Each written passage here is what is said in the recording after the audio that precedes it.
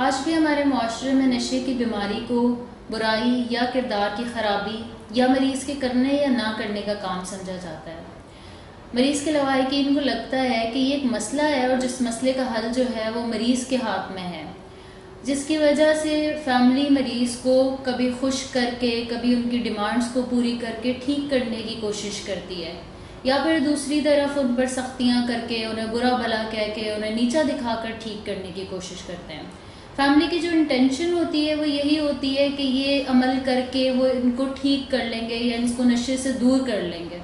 تو ہم سر سے جانتے ہیں کہ کیا مریض کو خوش کر کے یا ان کو برا بھلا کہہ کے یا ان کی ڈیمانڈز کو پورا کر کے کہ کیا انہیں ٹھیک کیا جا سکتا ہے؟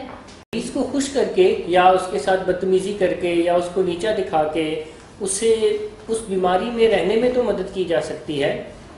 اس سے مریض بالکل بھی ٹھیک نہیں ہوتا، مگر زیادہ تر فیملیز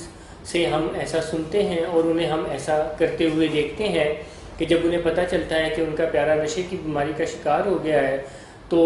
وہ ان میں سے کچھ فیملیز مریض کو خوش کرنے کی کوشش کرتے ہیں، اس کی خواہشات پوری کرنے کی کوشش کرتے ہیں، اس کی باتیں ماننے کی کوشش کرتے ہیں اور باتیں مانتے بھی ہیں،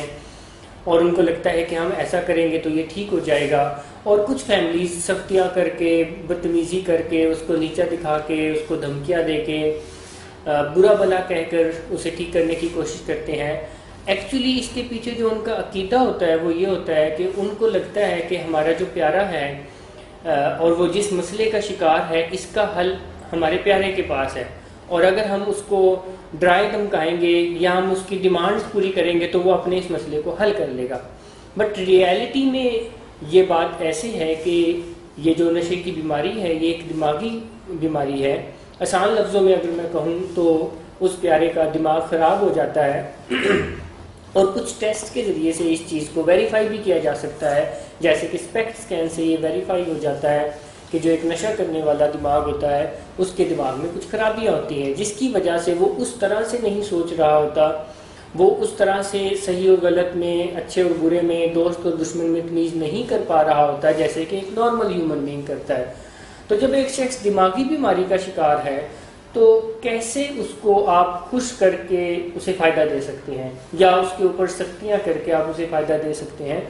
جب وہ دماغی بیماری میں ہے تو اسے فائدہ ایک ہی صورت میں دیا جا سکتا ہے، اور وہ یہ ہے کہ اس کا سائنٹیفکلی علاج ہو۔ اور نشے کی بیماری بھی کیونکہ ایک دماغی بیماری ہے، جب سائنٹیفکلی علاج ہوتا ہے تو وہ صحت یاب ہو جاتے ہیں اور ایک اچھی زندگی کی طرف آ جاتے ہیں۔